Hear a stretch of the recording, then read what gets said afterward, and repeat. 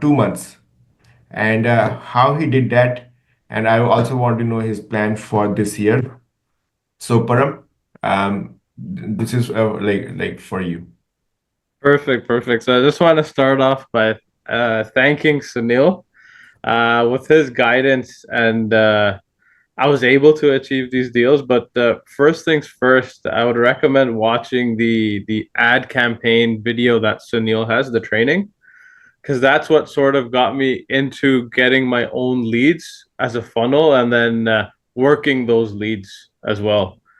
And then the second thing that I did was, try to get better in sales, reading different books, going to different events. There's a lot of events on Eventbrite that are free for Yes. sales training, and then just practicing every day and calling the clients. And I would spend at least 2 to 3 hours a day with new and old leads and calling them and at least touching base with them 10 times before they would go and book something.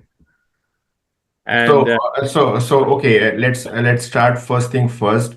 You saw the training how to generate the lead from the Instagram and the Facebook, right? yeah, And then you implemented that, and then you selected the project for yourself. How did you select the project in Niagara?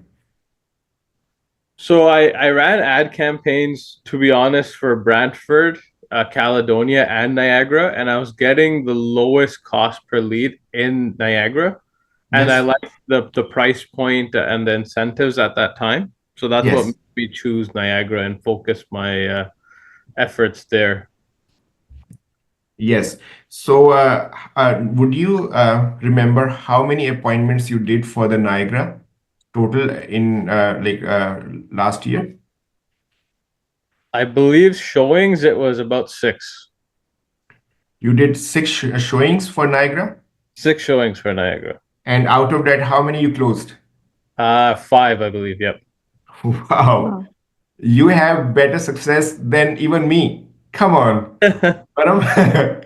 I try to qualify the clients as much as possible before going to the showing as well. So you qualified the client. Okay, let's break it down. What was your script over the phone? So over the phone, I would ask them the basic questions: what they're buying the property for, if it's for investment purposes or if it's for themselves. Yes. Then I would ask them, their financial situation and see if they have the money for the down, and if not, then kind of connecting them with mortgage advisors and stuff like that to see what else they can do to put the down on the house as well. Yes, yes. And So basically, you were talking about the mortgage before even you were going to meet them. that's correct. Because Yes, I was conveying to them that I want to make sure that I'm in a position to even help them because it's not perfect. everyone that you can help. Yes. So I was trying to make sure of that first. So you ask them if they are investors or they are end users. You talk to them about the mortgage situation, that if they can qualify or not. Yeah. And then ask them just what their goal is, their future goals for the property is. And then Yes, that way we can narrow down what they need and exactly what fits their real estate goals. yes, perfect. And then once you qualify them all, then you would book the appointment for them in Niagara or wherever location. That's correct. Yeah. And then qualifying them first and, telling them that you maybe might be able to help them and maybe not, depending on their goals. Yes. Also, and you don't seem too pushy and they actually feel like you're actually trying to help them. Yes, perfect. And I was there for one or two of your appointments, and builder's agent, they knew you. They came to you. They were asking about you. I think you had a very good chemistry with the builder people as well. How did you do that? Just getting there and then just talking to them and taking their help when they're offering. Like the first time I brought the client, I actually learned from them what their techniques were because they just stepped in and they were pretty much almost kind of selling for me, but I was actually learning more on how they do that and how they talk and and how they convert more people. Okay. So far, what I got from you is that you watched the training. You were also part of lot of other trainings outside the Spark. So you Yeah, went for various events, and then you were also learning from the builders rep, and you were there. You were seeing how they are talking to their clients, how they are qualifying their clients, and then you change your pitch accordingly, right? exactly. And if you just talk to them, they'll tell you exactly also what you need to do, and you know, the tips and tricks and all that stuff as well. Yes, perfect. So and for last year, as far as I remember, you had a basic CRM. You did not have the follower boss, and this year you have a follower boss, so you are more prepared for this year. That's correct. And even the basic CRM I had, it was a game changer. Like it was helpful than not having any CRM at all. Because when you have like 250, 350 leads, Yeah. you need something to be able to manage them. And that makes it better that because like every lead before it turns into a client, I think you need to the average is you need 18 touch points, whether Yes. it's through text, call, email, social media, and that helps you schedule it easier so you don't forget to reach out to a certain person. So now, can I ask, out of five deals that you did, six appointments, five deals, how many leads you had? So I had about the total leads of when I started my ad campaigns were about 200, Yes. but then most of those leads I further categorized them as, you know, hot, cold, warm leads because Yes. some people are currently not ready in the at the moment, but you know, they're still interested maybe 2, 3 months down the road. Yes. And then Perfect. I'm contacting those people. If they tell me 4 months, I'll contact them in 2 months and see if the timeline is still the same.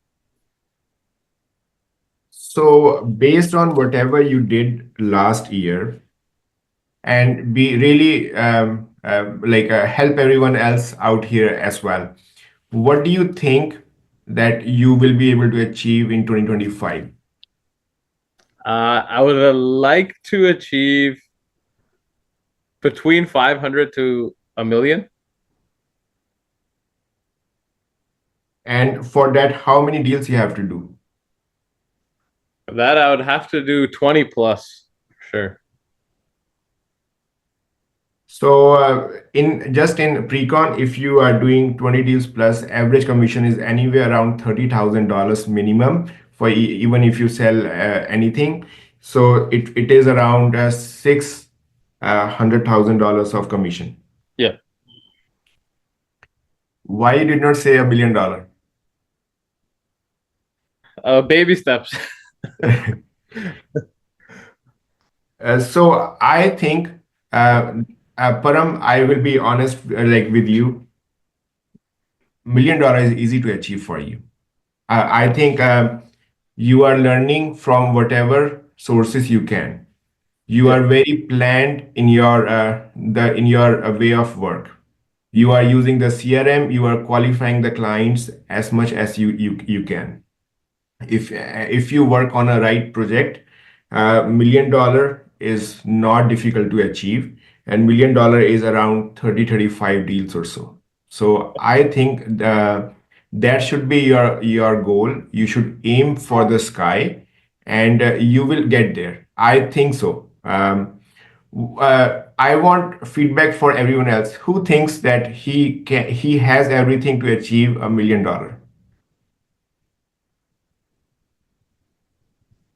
Come on, everyone, at least motivate him. Say yes, he can, Yes, he can. or give it a critical thing. Like, no, maybe he has to do this or that.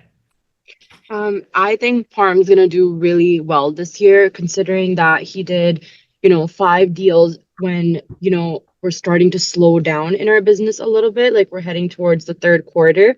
That's usually like the toughest quarter for everybody. So if you're able to do five deals, then like I think the sky's the limit for him, especially when, it gets busier for us. Also, we are hoping for this upcoming year to be a better year for us in real estate. So I think he's definitely going to surpass 20 deals for sure. And it's very motivating for me to hear his story as well. And Thank all the tips that he kind of gave, I did make some notes, and I'll definitely be reaching out to Parm too throughout the year to see if there's anything else I can kind of pick up from him. But those were some very good tips, and I think he's gonna do very, very well. And thank you. I have all the notes here from Param as well. I am learning at the same time as well. So Another thing that I would just mention is I have a book. It's called my objection handling book. So yes, basically, when the more objections you come across, I write everything down on my objection handling book, and I find, on my free time, I find ways that I can handle those objections. Because most of the clients, they'll most likely have the same type of objections. So if you can master that, you can get back to them right away within seconds with your answer. That kind of closes the gap as well.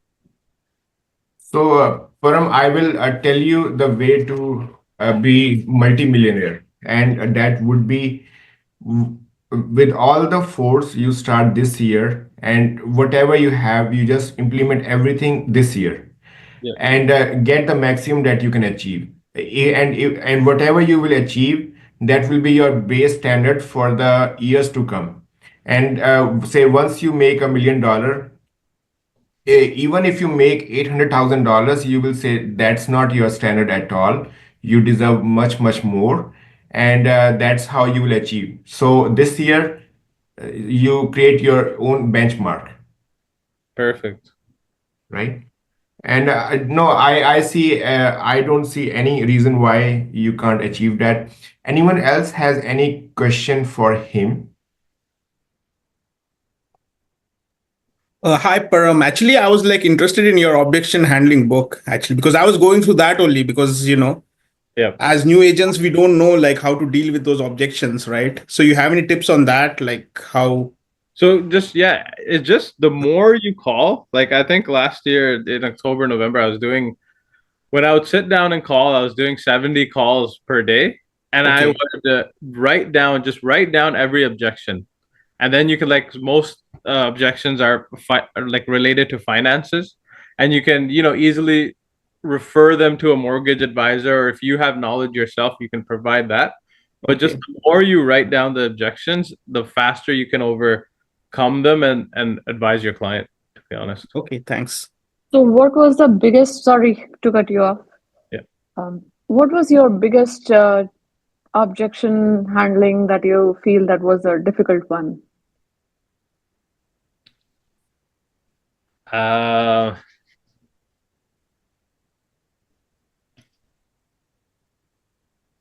Probably be people who were against the builder itself. Mm-hmm. Like I had a few people that weren't really pleased with Empire's reputation. Mm-hmm. And you could say a lot, but they're like once they have that made up in their mind, that's hard to overcome. Right. So, do you think you were able to overcome that objection? Not that one, but the other ones, yes, but not Okay. that one. That one I'm kind of stuck on. Maybe you can maybe one way to come across that objection is arranging a meeting with the client and the builder, and Okay. showcasing some of the good things that they've done. Okay. Excellent. Good to know. Perfect. Did you come across any of your clients that were like, oh, we're kind of waiting to see like how the market goes, and they're kind of fixated on where the market is going to be heading? Like, did you have any of those objections? And if you did, like, what was your way of handling those? So I did have some of those as well, and to be honest, the builder taking away the incentives kind of helped out as well, because that just showed them that as the market's getting better, what I would tell them is as the market's getting better, the prices are going to continue to go up, and the incentives are going to continue to be taken away.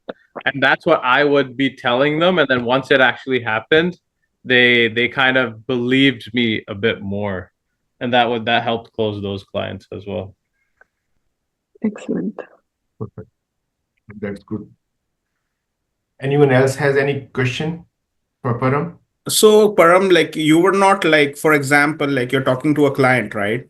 So Yeah. you were not aggressive to push them, or like you were just being, I mean, how do you deal with that? Like So to what I push them learned to is make that decision, right? the Or say more an appointment or anything, because like me, like I'm a little bit aggressive, so I'm trying to understand, like to be pushy or no, or how to, because these guys are dealing with big money, right? So it's a little bit difficult for me in that aspect. So even because they're dealing with big money, it's like if someone comes knocks on your door and they're aggressive and they want you to buy something, you automatically think that it's a scam, right? So, with that being said, the main thing that you want to do is provide value. As long as you're providing value to your customer and not, pushing them into a sale, they'll more likely convert than when you're being aggressive and pushy for them to sell. So just provide the value, like provide, if they want the prices, if they want to break down, if they're an investor, you break it down for them. Do go the extra mile, tell them what the rents are and stuff like that, and what the area is doing if it's growing, and yeah, the more value you provide, you won't need to push Okay. because the value that you provide will just speak for itself. Yeah, and I've seen Param, and I know Param a bit. He's not pushy at all. He's very friendly, but again, at the same time, a friendliness is backed by his knowledge too. So he knows about the stuff. He knows about the rent and everything else that's going on in that area. I think probably if someone talks about the builder, he knows what builder he's dealing with, his background and everything else, and he explains the clients well, right, Param? Yeah, the more value you can provide them, you're not coming across as you're trying to just be there for the sale. So Parm, Okay. can you tell us, sorry, a little bit about your history as like a real estate agent? How long have you been an agent? And before this, like what were you doing before you joined Spark? So to be honest, before Spark, I was with EXP Realty, and I think most of you guys may have heard about them. They're just an online-based brokerage, so there wasn't much support. And I've gotten, I think I did about 3 or 4 deals with them, but I was in real estate for about 2 years, didn't do much for the first few months, and then I got with EXP, and there just wasn't much support like we have here at Spark, which I guess kind of was is the reason why I'm still learning, and it was much slower for me to get to where I am now. I didn't know about ad campaigns. I didn't know about the going to the builder, speaking with them, asking them where their buyers are coming from and stuff like that. Recording in progress. So, Param, like I just wanted to ask you about the ad campaigns, right? So you like how much do you spend on that? Like, So Sunil told me a good thing. He said you should be spending 10%, but at the moment I was doing $1,000 for every deal I was doing. So every deal I was doing, I was just up at $1,000, but which is less than the 10%. okay. Initially, well, how much did you invest for your very first campaign before you had any deals? It was I believe $500. $500 Okay. for my And first. which, like, is it like Facebook, Instagram? Where did you run them? Yeah, Like, it's Facebook ads campaigns, and Sunil has a really good training video that shows you how to set it all up step by step and okay. everything. So if you want the link of the training, we are happy to share that with you. And if you want to start your own campaign, by all means. And as soon as you get a lead, you would want to contact them as soon as possible, as because you're still fresh in their mind. That they Okay. know why you're calling them. So Param, I also have a question for you. What is your day-to-day activity looks like? How is your day structured? So my day is I would as soon as I sit down to work, I would go through my CRM, see what my tasks are for the day, who I need to follow up with, who I need to call, and then I would structure emails as well. So through my CRM, I'm sending out automated emails that touch base with all my whole sphere at least 2 times a month, and it's not content that I put in that is pushing them to a sale. It's just providing value on the real estate market, what's going on, what new projects there are out there, and stuff like that. So I work on that kind of stuff, and then I spend at least 2 hours, whether it be in the afternoon or evening, calling, just strictly on the calls. So 2 hours strictly you are on the call, on just talking to the people, right? Talking to the people, and some people may get annoyed, but it's a part of the job. The more you touch base with your client, the more you're gonna figure out where they stand, and whether they're able to move forward or not. So like how many hours would you say you work every day? At least minimum 6. Minimum And 6. then I'm reading and then training, investing into myself and stuff like that as well. Yes. Perfect. And one thing I just started doing is social media, putting videos out there, and post, because what I feel is that's something that a client will use your social media to verify you.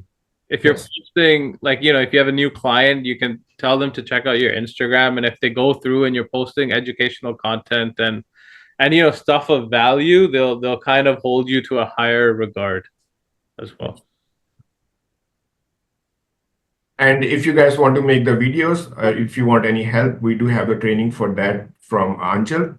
Yeah. We do have the video links. We can do one or two more trainings this coming year.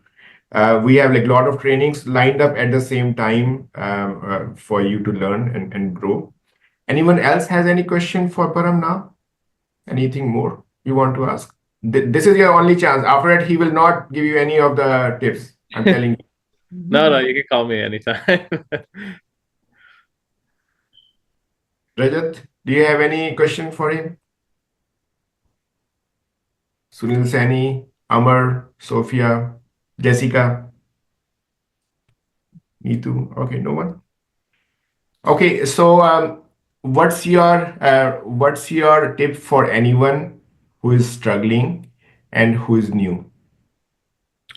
I would recommend them to start getting leads as soon as possible. Start running the ad campaign, start getting leads, because once you have leads, you can start calling people. And once you start calling, the more you call people, the more showings you do, the more better you'll get at your craft, to be honest. Like I think my first showing, I was super shy, and then my last showing, I was, taking them across the model home and breaking down the whole project for them, and yeah, the more practice you do, the more you'll come out of your shell, and the better you'll do, to be honest. Perfect. That's amazing. And you know what, Param, thanks a lot for contributing back to the Spark community.